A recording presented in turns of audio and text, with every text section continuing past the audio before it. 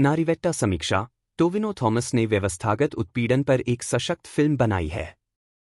नारीवेट्टा film समीक्षा। निर्देशक अनुराज मनोहर की नारीवेट्टा 2003 की मुथंगा घटना पर आधारित है, जिसमें पुलिस अधिकारियों और आदिवासी समुदाय के बीच झड़प के बाद कई लोगों की जान चली गई थी। मध्यांतर के बाद फिल्म की मनोरंजक कहानी इसके सुस्त पहले भाग की भरपाई कर देती है। नारीवेट्टा 2003 की मुथंगा घटना पर आधारित है। फिल्म में टोविनो थॉमस, सूरज वेंजारामुडू और चेरन मुख्य भूमिका में हैं। नारीवेट्टा का निर्देशन अनुराज मनोहर ने किया है। जिगरथंडा डबल एक्स, विदुथलाई 2 फीट और नारीवेट्टा में क्या समानता है? इसमें ऐसे नायक हैं जो व्यवस्थागत उत्पीड़न का शिकार होते हैं, एक नायक जो एक व्यवस्था का प्रतिनिधित्व करता है, बाद में उसे सच्चाई का एहसास होता है, जो सही का प्रतिनिधित्व करता है और जो सही के लिए लड़ता है, भले ही इसका मतलब किसी की जान लेना ही क्यों न हो। वर्गीस पीटर, टोविनो थॉमस, अपने पिता की तरह ही एक पुरुष है। दोनों को दिन गुजारने के लिए साधारण काम करने में कोई दिलचस्पी नहीं है। उनके लक्ष्य ऊंचे हैं, जो उनकी क्षमता का प्रमाण है। अपने पिता की आत्महत्या के बाद वर्गीस अपनी मां के साथ रहता है। वह 2 नौकरियों के लिए बुलावे का इंतजार कर रहा है, एक ग्राम सहायक और एक पुलिस कांस्टेबल। वर्गीस, जो अपने जीवन में महिलाओं से पैसे उधार लेने में 2 बार नहीं सोचता, दोनों ही नौकरियों में रुचि नहीं रखता। वह कहता है कि कांस्टेबल बनना उसकी क्षमताओं को सीमित कर देगा। हालांकि उसकी स्थिति और उसकी प्रेमिका के पिता की शर्म उसे कांस्टेबल की नौकरी करने के लिए मजबूर करती है। जब वर्गीस वर्दी पहनता है तो वह गुस्सैल आदमी होता है। बशीर, सूरज वेंजरामुडू, उसका मार्गदर्शन करता है और उसके गुस्से को काबू में रखता है। जब वे वायनाड में तैनात होते हैं तो उन्हें भूमि अधिकारों के लिए विरोध कर रहे आदिवासियों के एक समूह को खाली कराने के लिए मजबूर होना पड़ता है। यह वर्गीस के जीवन से शुरू होता है, जो अपनी जिंदगी में महिलाओं पर निर्भर है, और उस पल के साथ खत्म होता है जब उसे अपनी जिंदगी का असली मकसद मिल जाता है।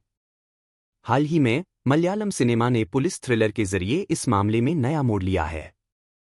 लेकिन नारीवेट्टा एक अलग नजरिया अपनाती है। यह एक गैररेखीय प्रारूप का अनुसरण करती है और कहानी को आगे पीछे ले जाती है। नारीवेट्टा के शुरुआती हिस्से धीमे शुरू होते हैं क्योंकि हमें वर्गीस और कई नौकरियों के साथ उसके संबंधों से परिचित कराया जाता है जिनसे वह संतुष्ट नहीं है। फिर हम वर्गीस को अपनी प्रेमिका प्रियमवदा कृष्णन के साथ रोमांस करते हुए देखते हैं, जो उसकी जरूरतों का ख्याल रखती है। उससे कुछ समय के लिए अलग होने के बाद ही उसे कांस्टेबल की नौकरी मिलती है। यहीं से फिल्म गति पकड़ती है। यह कहना आसान है कि नारीवेट्टा इंटरवल से पहले और बाद में 2 अलग अलग फिल्मों जैसी लग सकती है। नारीवेट्टा की राजनीति काफी जोरदार है। यह एक भ्रष्ट पुलिस व्यवस्था को उजागर करती है और उनके हर स्वार्थी कदम से हमें अपनी सीटों पर बेचैन कर देती है। केशवदास, चेरन, जो शुरू में एक अच्छा पुलिस वाला होने का दिखावा करता है, अपना रंग बदलता है, जिससे वर्गीस को बहुत धक्का लगता है। जब नया पुलिस वाला आदिवासियों के विरोध के पीछे की राजनीति को समझने लगता है तो उसकी धारणा बदल जाती है और उसे अपने असली मकसद का एहसास होता है। टोविनो थॉमस नारीवेट्टा में असाधारण हैं, खासकर क्लाइमेक्स की ओर बढ़ते पुलिस बनाम आदिवासियों के गतिरोध के दृश्य में। इसे सिनेमैटोग्राफर विजय ने बखूबी फिल्माया है और जेक्स बिजॉय का संगीत उन पलों में तनाव पैदा करता है जब आदिवासियों के साथ अन्याय होता है।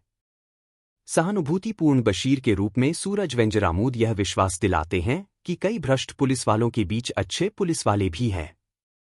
तमिल सिनेमा के एक लोकप्रिय निर्देशक चेरन ने एक धूसर किरदार निभाया है। हालांकि वह ज्यादातर प्रभावी हैं, लेकिन उनके हाव भाव एक रस हैं जो प्रभाव को कम कर देते हैं।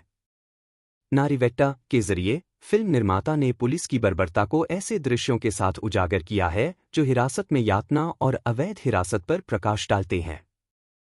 हालांकि फिल्म की राजनीति सीधी सादी है, लेकिन कहानी दिलचस्प हो सकती थी।